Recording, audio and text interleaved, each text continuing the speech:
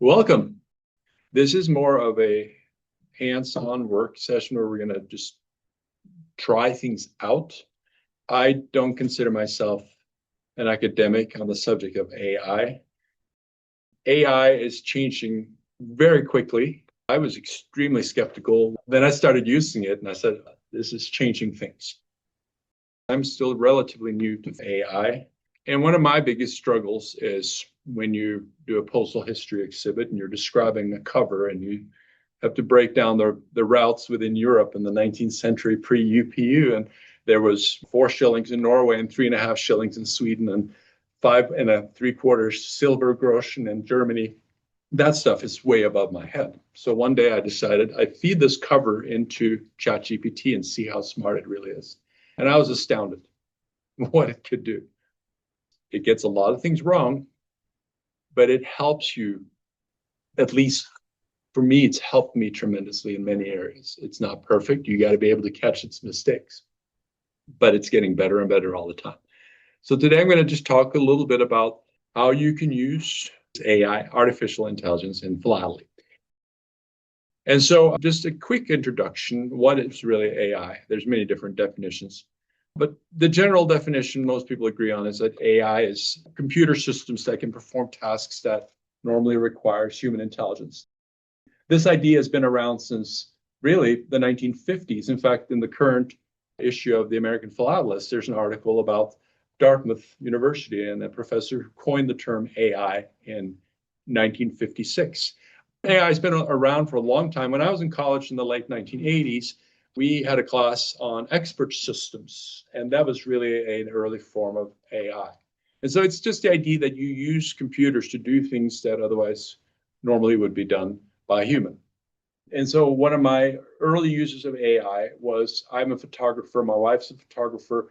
I don't like to sit and tag images after coming back from a vacation with hundreds and hundreds of images.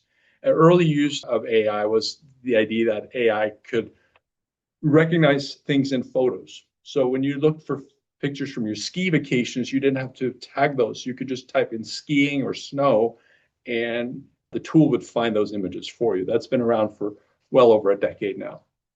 And it's just based on learning that we continuously said, no, that's a dog, that's not a horse, that's a moose, that's not a cow. And gradually it becomes better and better at recognizing things.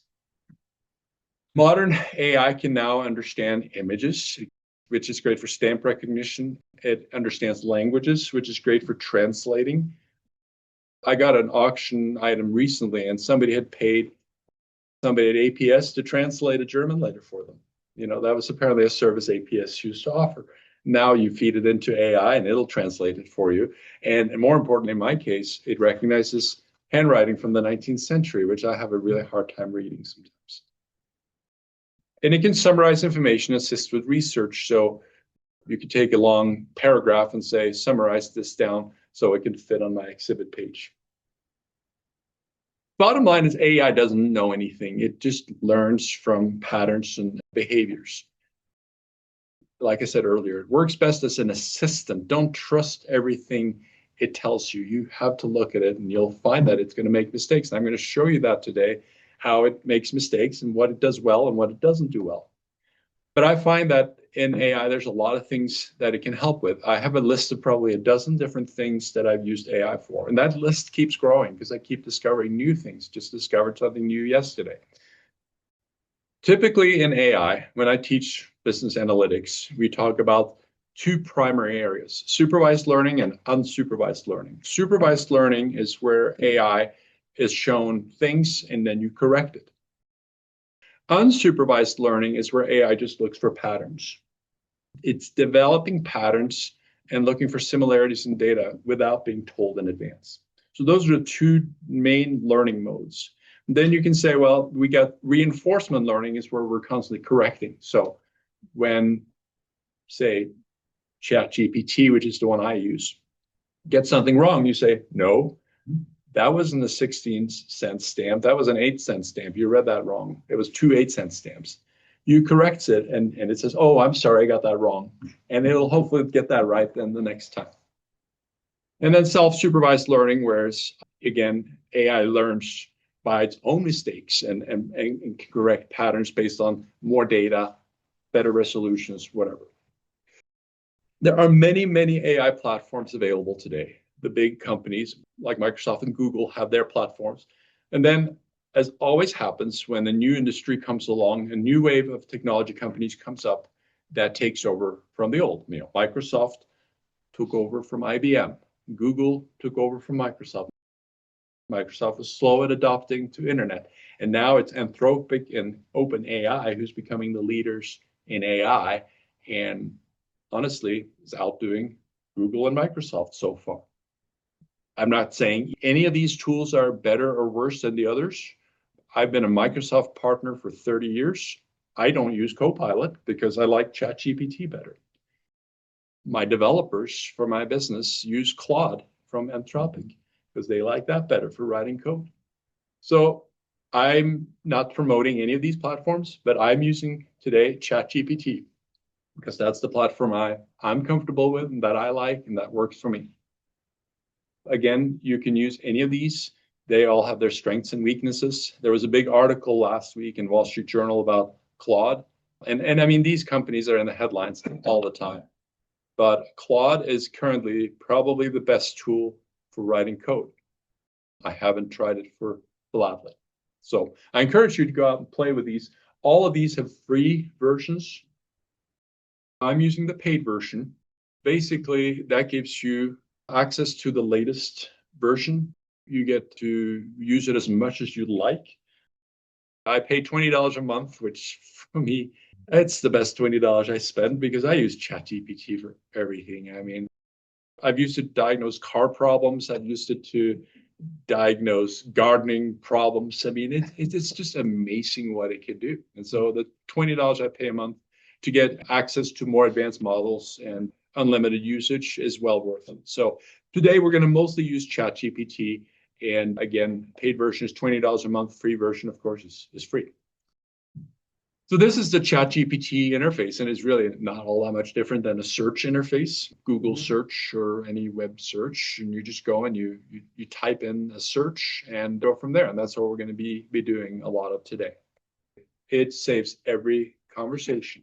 So if you look at this screen right here, I would often cut and paste answers from ChatGPT until I really realized that everything I have asked about is in the history. And so I can just search for that and it'll go back and you can continue that conversation. I wouldn't put anything on ChatGPT like financial information that I wouldn't want to get out there, but searching for a cover or a stamp, that's information I'm not worried about. Let's talk about some uses of AI in Philately, some things that I do. Stamp identification.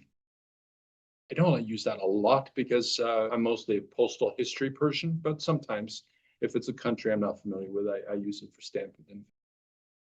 Detecting varieties, so Washington Franklins.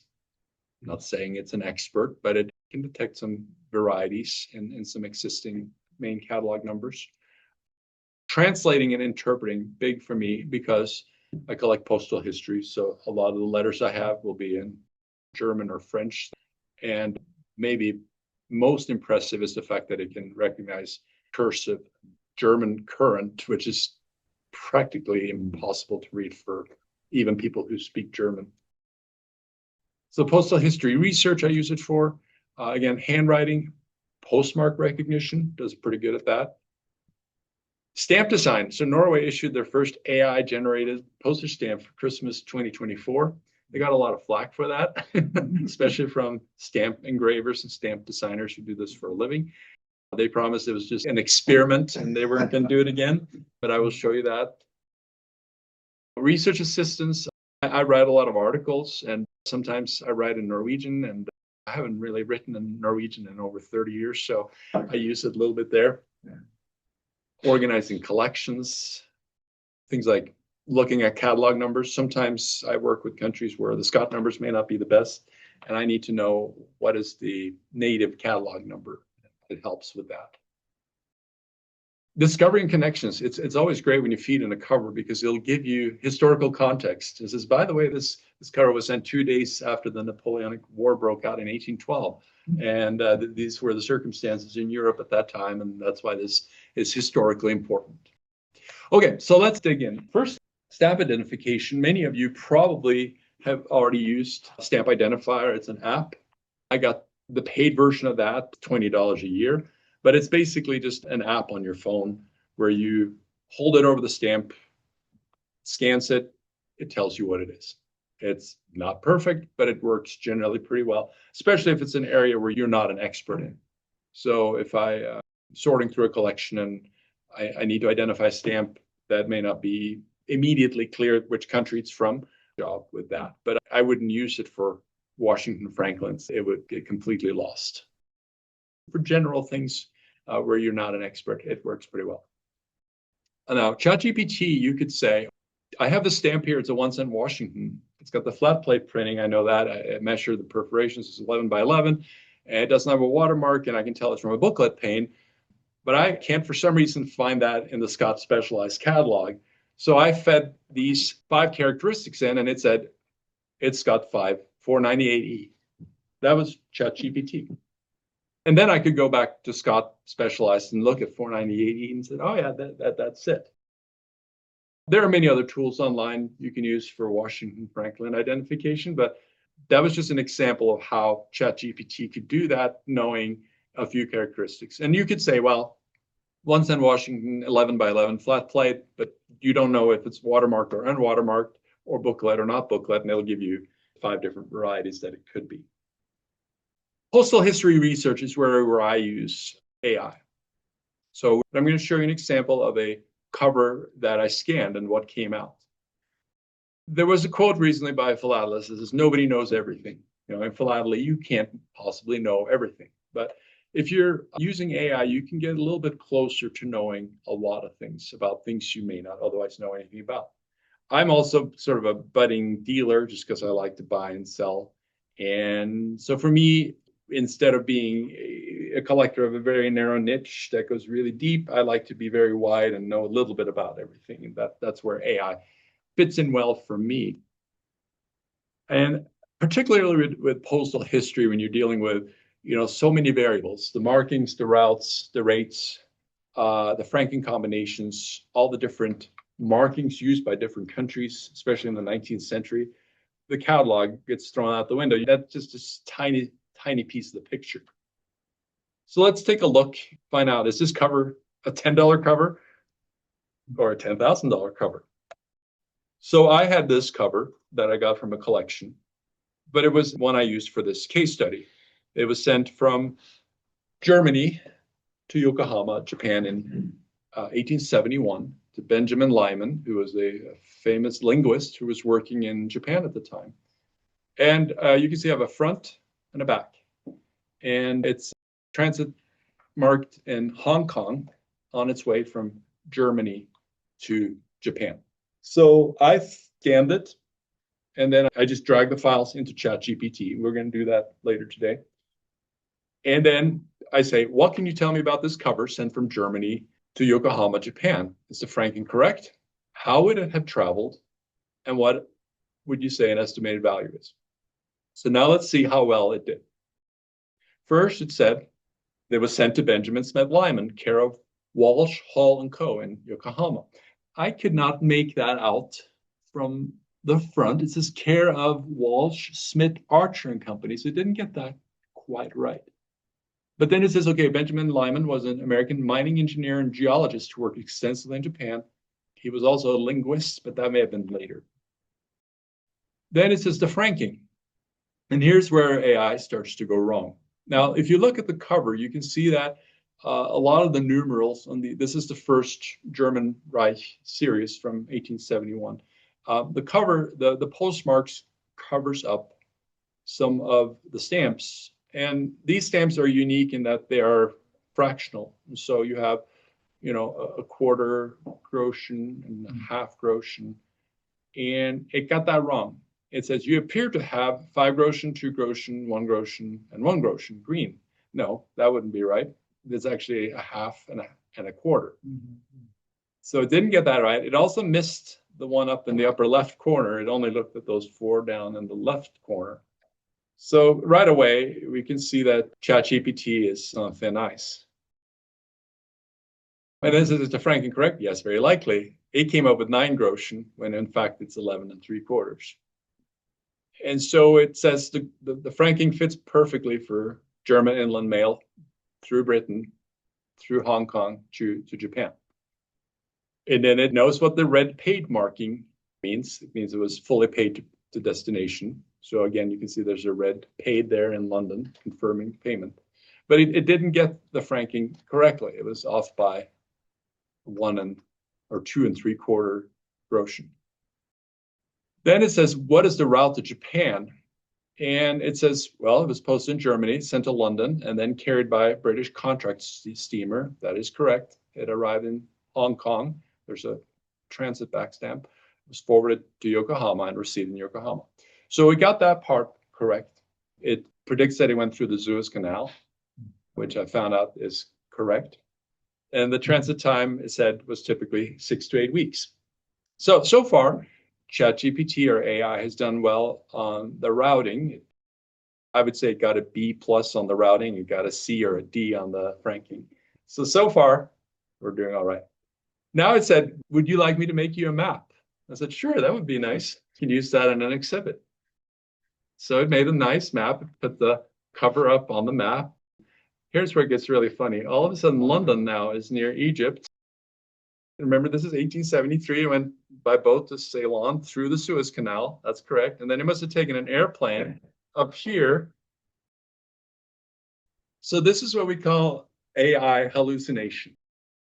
So I'm going to give ChatGPT an F on mapping.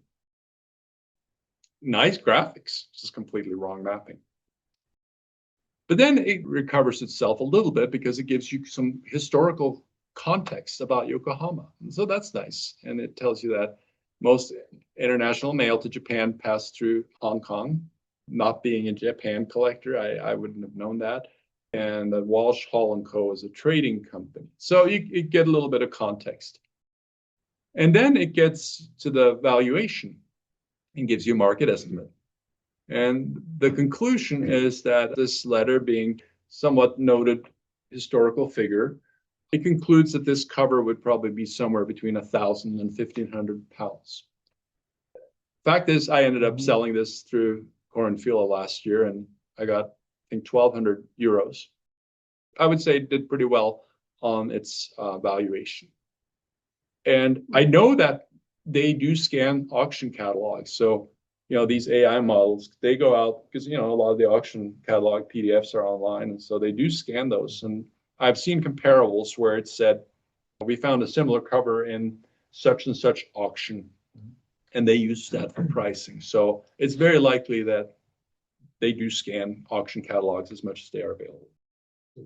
And then it gives some additional philatelic notes and a bottom line. It summarizes, for a postal historian in the 19th century, this is a very appealing piece. Now, you'll never hear ChatGPT say, oh, this cover is terrible. Like, what are you thinking? It is always very positive and encouraging.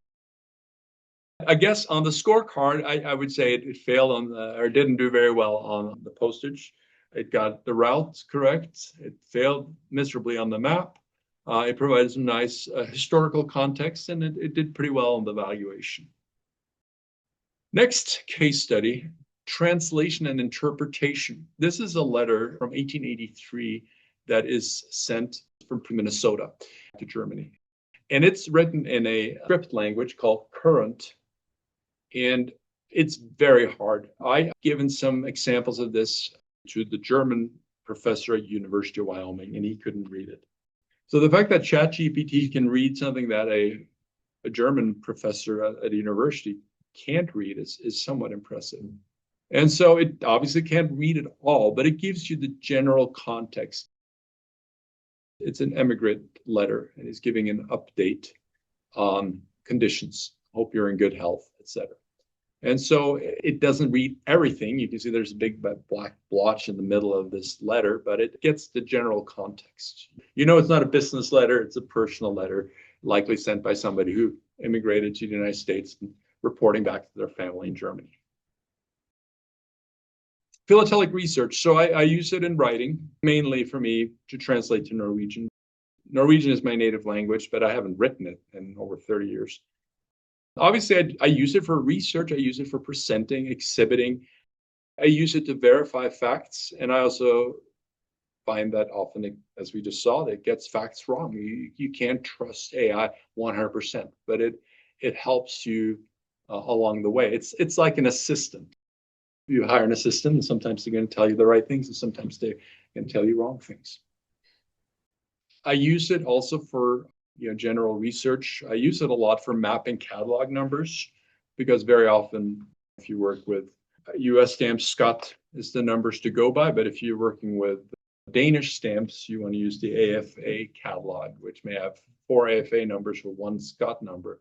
And so very often I use it for mapping, say, what is the catalog number for this in the AFA system, or the fun and creativity. You can use it for image design. You can use it to create album pages. You can use it to augment presentations, like the opening slide in this presentation was completely made using AI. I just said, I'm giving a presentation with this title, make me a fun opening slide. My daughter just gave me this for Christmas. These are family photos that she turned into, well, family photos and me performing with my band. Our dog, me and my wife, me and my daughter when she was little, and she just turned that into stamps. This is all using AI.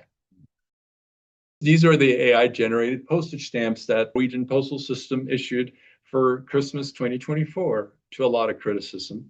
The only redeeming factor was the fact that they were originally drawn by and submitted by children in 6th grade. So that was how they justified doing it. But these are AI-generated postage stamps. Digital restoring a stamp. So I got an essay for the Danish wavy line series, and it's obviously badly damaged, as you can see. And I fed this into ChatGPT and said, make this stamp whole again. Obviously not in real, but in digital. And in about 30 seconds, it did that. Now, could I have done that in Photoshop? Of course I could. But it would have taken me an hour to do that in Photoshop, and it took ChatGPT 30 seconds. Other uses. I'm a data analyst. I love analyzing numbers. I can't just leave things the way they are presented to me. And so when I got an auction I was bidding on the other day, I got the results. And they look like that.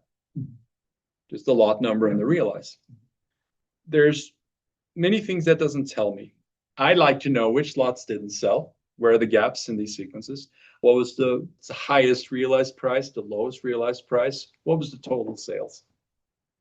So I fed the PDF into ChatGPT and I said, turn this into Excel for me. Just make it into 2 columns with the lot number and the price realized. And in no time, I got that. And now I could take this and I could analyze it. And so I can say the total row here and just tell me the total. So that auction realized $540,000. And I think RMC charges the seller 15%. So they took 15% off the top, so 81,000 from the seller. So the seller ended up with about 460,000. That's important. That's the kind of stuff that I think is important. And I can go in here and I could fill in the gaps with all the missing lots so that I can see, which lots did not sell, and just write not sold. And so now I can see these are all the lots that didn't sell. And how many of those were there? Well, there were 73 lots that didn't sell. I was bidding on this auction, and it was over 2 days, and I was very interested in analyzing what was the average above starting costs, and it turned out to be 78%. So I laid in most of my bids at 80% above that average.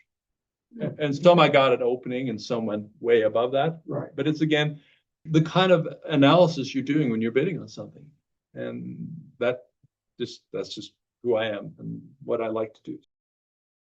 That is just one example, sort of not related necessarily to Philately, but just something that converting that PDF into Excel manually would have taken me an eternity. So I went from that to that. And then again, writing code, just asking questions in general. So let's go ahead and fire up ChatGPT. I mean, I ask questions all the time. I'm giving a presentation next week on Lindbergh's airmail career. You know, I just say, tell me about Charles Lindbergh's airmail career. You can go out on the internet and research that, but you know, when you're lazy like me and you just want a quick summary, you can have ChatGPT do it for you. You could say, please summarize this in one paragraph, because you need a paragraph on Lindbergh's airmail career. There it is, one paragraph. Charles Lindbergh flew U.S. airmail in the mid-1920s, piloting the Havilland DH-4 on routes between Chicago and St. Louis. Later enabled his famous 1927 solo transatlantic flight in the Spirit and St. Louis. So a friend of mine this week said, hey, I just had an article in Scott's magazine. And I said, you know what? I don't subscribe. I'm embarrassed to say, but I already get 14 philatelic journal that I can barely keep up with. And of course, I went in and I subscribed to Scott and Lynn's. What's the difference between Scott's magazine and Lynn's? And it just gave me a nice little breakdown. The key differences at a glance: focus, style, use, frequency, best for. I'm trying not to get addicted to this, but it's become a very, very useful companion. And I'm a curious person. I ask a lot of questions. And so asking questions is something I use it for daily. What kind of things is AI good at when it comes to Philately? We looked at some things. It's good at answering questions.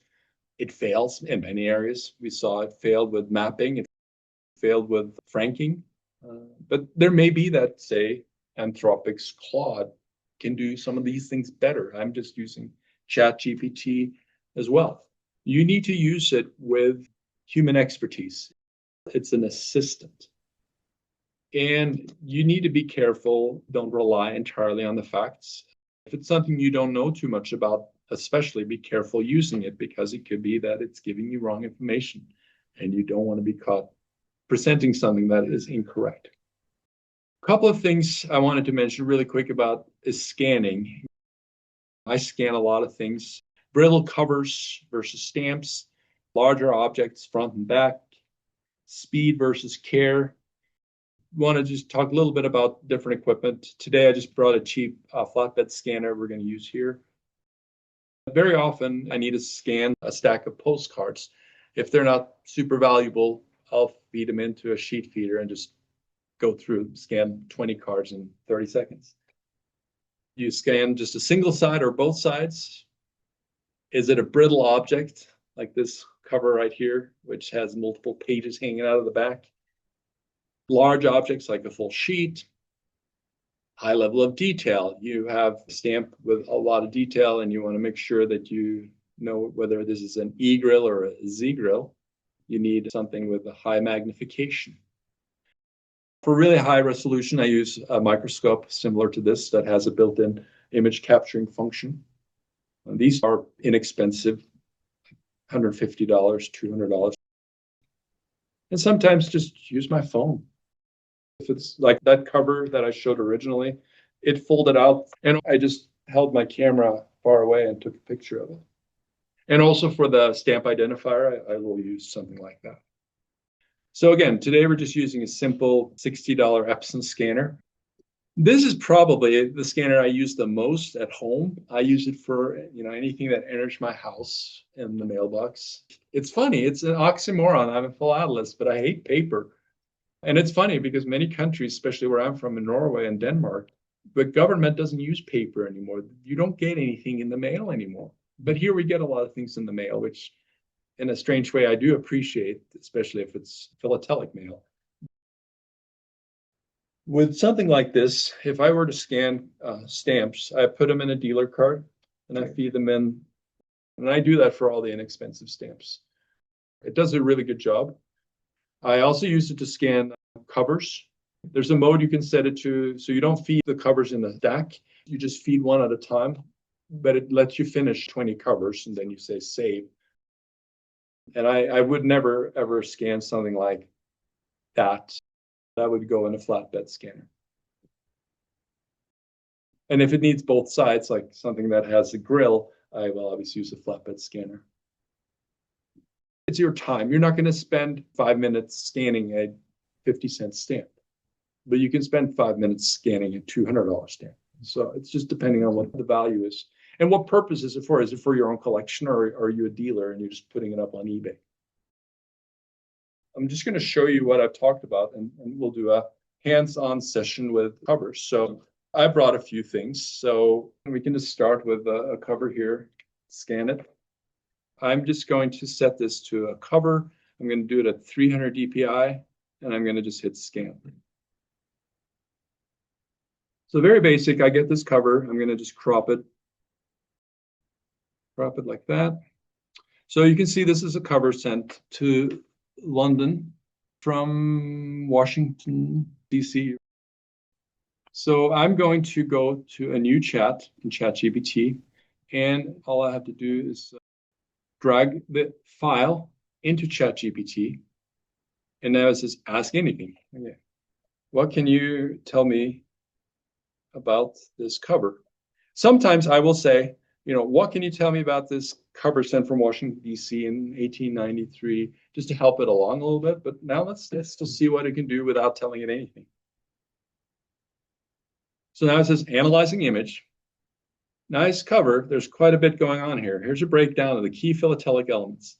Origin and destination. Origin, United States. Destination, London. Addressed to Even Brande, Shipley & Co. 2 1-cent blue Franklins, likely from that's wrong. It's not the 57 to 61 issue.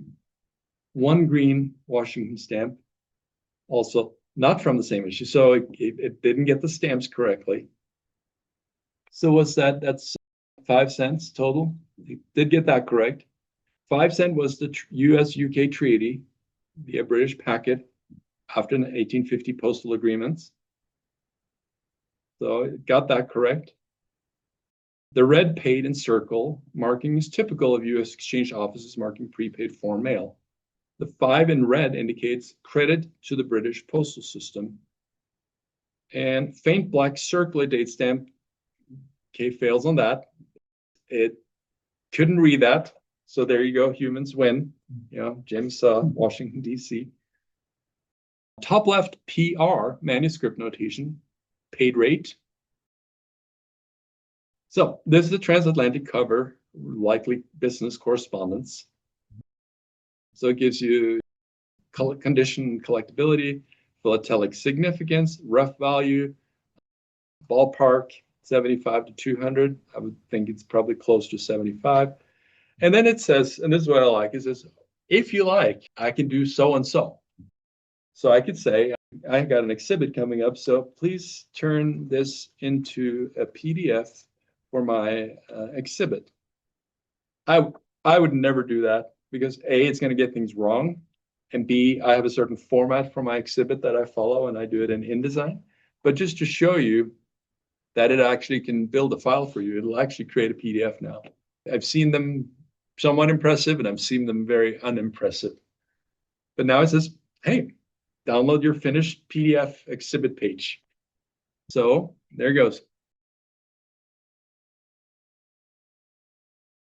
Little formatting issues there on top. And it obviously truncated the cover and it got the series wrong. But the fact is it created a PDF from that cover. So that's just one example. Let's do one more. I am doing for my exhibit here at the Rocky Mountain Stamp Show. It's a Russian cover that went to Norway in 1881, and I don't know much about Russian stamps, but it identified for me, for example, that it was sent from St. Petersburg, even though that wasn't entirely clear to me when I looked at the postmark. And sometimes it'll bring in images of similar example to what you have. This was a commercial firm in Kronstadt, which was near St. Petersburg, arrival marks, postal route analysis. And again, you can't trust it 100%, but you can say, well, that looks right. And then you can help you along with your research. Norway covered Canada in 1881.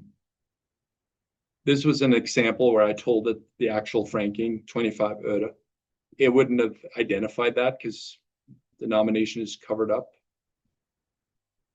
But it guessed how it crossed, most likely from UK by steamship to Canada. Correct UPU ranking, 25 öre, etc. Again, I find it helpful. It's not bulletproof. So one of the things I can do is I can search my chats. So I can say, search a chat where I use the word translate.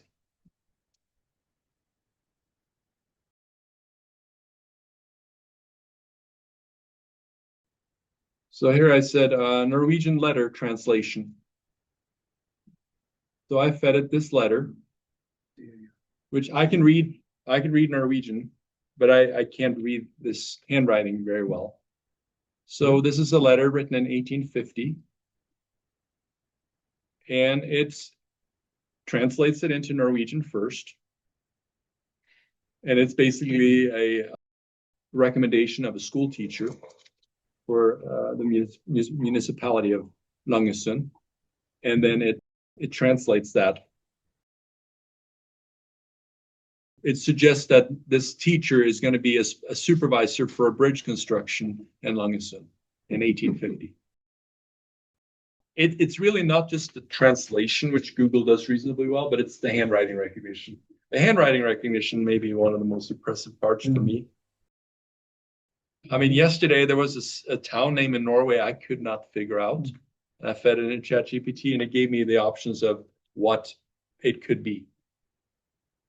And that turned out to be correct. So Ken has a letter here. Is this, what language is this? I don't know. Let's scan the handwriting side of this. And something like this, I would scan at 600 dpi just to get a higher resolution. So we'll do 600 dpi. And I'd probably just do that in grayscale. And I need to do. Okay, this is going to take a little bit of time to scan.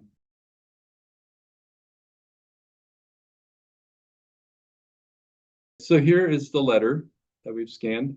And we have absolutely no idea what this is at this point. So I drag the file in. This takes a little time to upload. Then I say, can you please read and interpret this letter?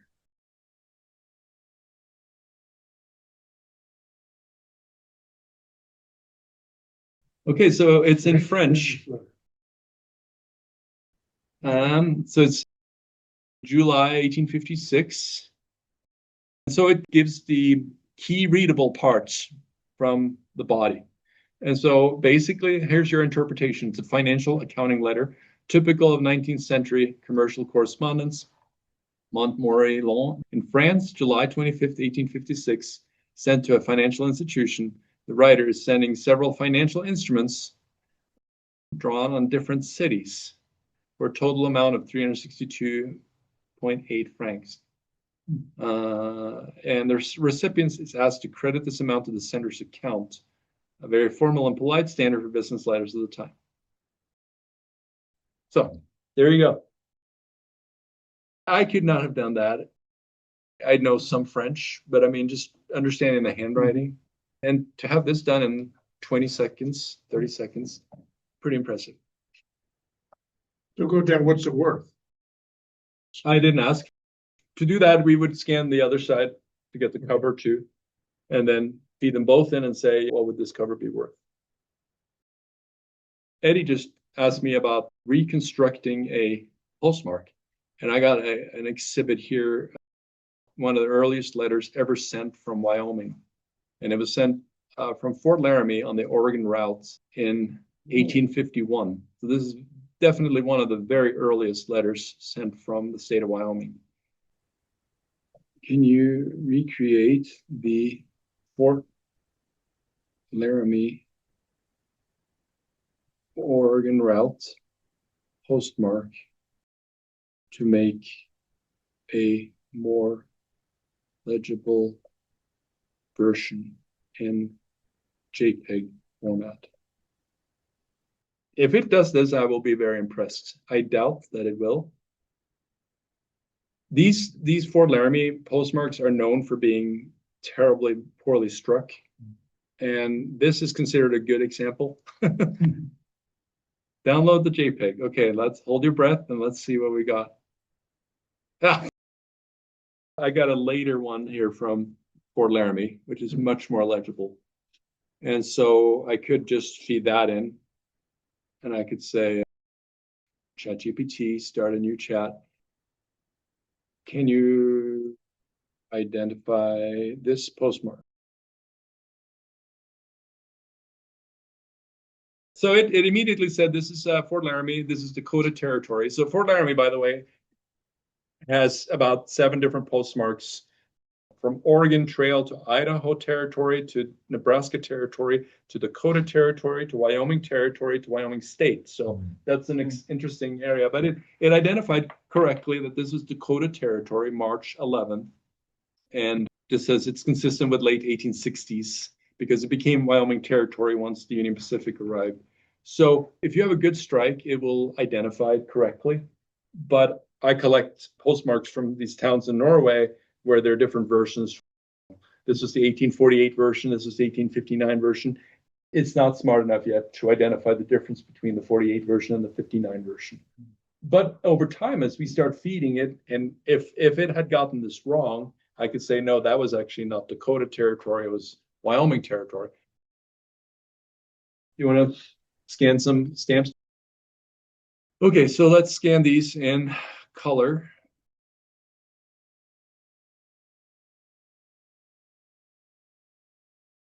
Maximum size. So this is interesting because I've never actually tried to feed an entire page of stamps in. So that will be interesting to see what it does when it gets an entire page.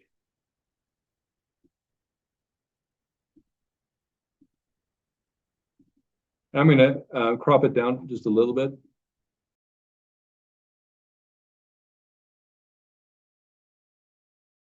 And then I'm just going to take that and I'm going to drag it in. And I'm going to say, what can you tell me about these stamps?